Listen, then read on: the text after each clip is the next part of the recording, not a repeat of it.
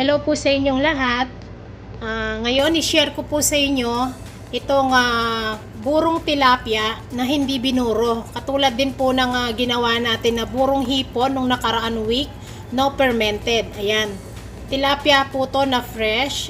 Ito, tinadtad ko po siya ng maliliit. Ayan, binoneless ko siya. So ngayon, umpisahin na po natin. Hindi na kayo magbuburo na matagal at napakasarap po, subukan nyo. At ngayon, umpisahin na po natin yung panggisa. Ito po ay luya. Ayan. Cut nyo po na maliliit.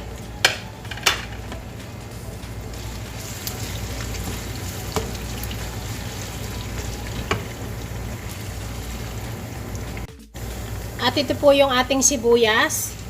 Dagdagan nyo po ng sangkap para mas masarap siya. Ayan. At dagdagan nyo po yung mantika para masarap din. Kasi ang buro, medyo marami siya ng mantika.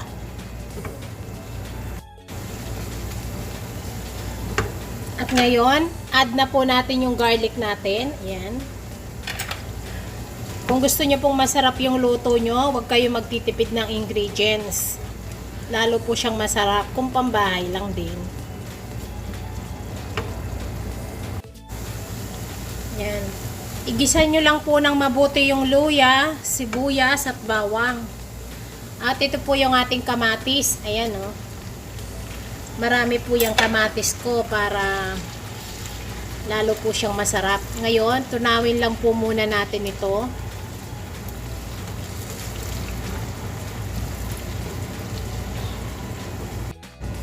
Ayan.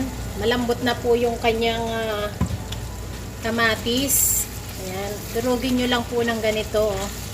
At matudurog naman din po yan mamaya.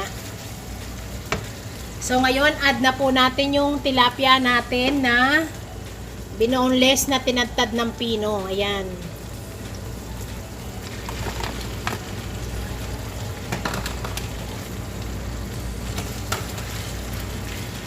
Ayan nyo lang pong matunaw tong tilapia natin. Bago natin ilagay yung ating sinaing na kanin na malambot na malambot.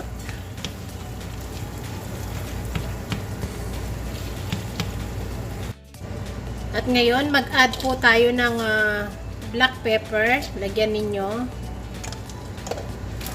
At magic sarap. Pag naglagay po kayo magic sarap, huwag na kayo maglagay ng asin. O kaya konti na lang kasi maalat din to. Pero titikman nyo rin po siya kung yung sa gusto nyo ng alat. At ito, kapag nagisa na po natin itong tilapia natin na tinadtad, lagay na po ngayon natin ang kanin na sinaing na malambot. Ayan. Malambot po ang pagkasaing nito.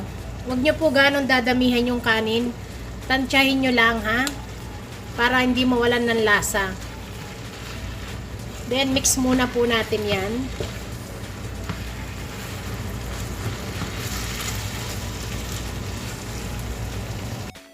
At ngayon, lagyan po natin ng hot water.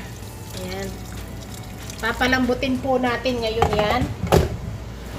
Papalambutin nga natin ngayon ito. Diba ang buro ay nilalagyan natin ng tubig para lumambot yung kanin niya. So, takpan muna po natin ito. Mamaya natin ilagay yung pampaasim. Low fire nyo lang po, wag ganong malakas para lumambot yung kanin. Ngayon, tignan po natin. Ayan.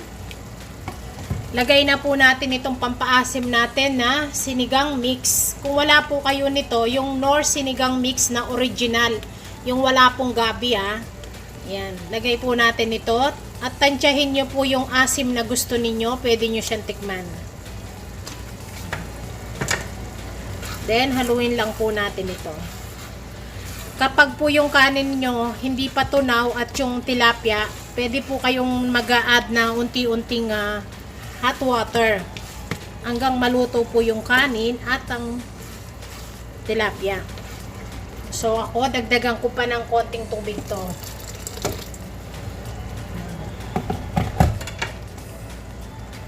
At takpan po natin muli at low fire muli. Lagyan po natin ng konting asin. Tansyahin nyo po yung alat. Tandaan nyo, pwede kayo nag-a-add na unti-unting tubig hanggat hindi pa natutunaw yung isda at kanin. Ito na po yung buro natin. Ayan, checkin na natin siya. Ayan.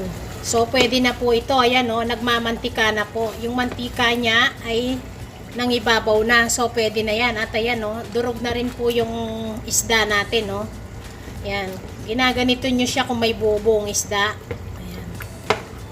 Dahil matutunaw naman po yan, tilapia siya, eh. So, ngayon, malalaman nyo po luto na yung mantika. Pumupunta na po sa taas.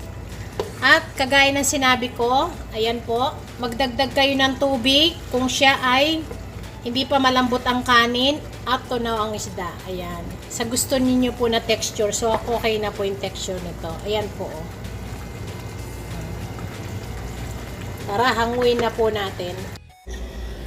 Eto na po, tapos na siya. Ayan, oh. Ang sarap po nito. Hindi mo sasabihin na hindi siya buro. Masarap pa siya sa binuro. Para sa akin. Ayan. Basta try nyo po, tikman ninyo. Sundin nyo lang po yung procedure natin. Ayan po. Nagmamantika siya sa taas. Ganyan po ang texture niya. Ayan. Salamat po. Kahit inihaw, mga talong lang, pwede na po yan. Solved na kayo.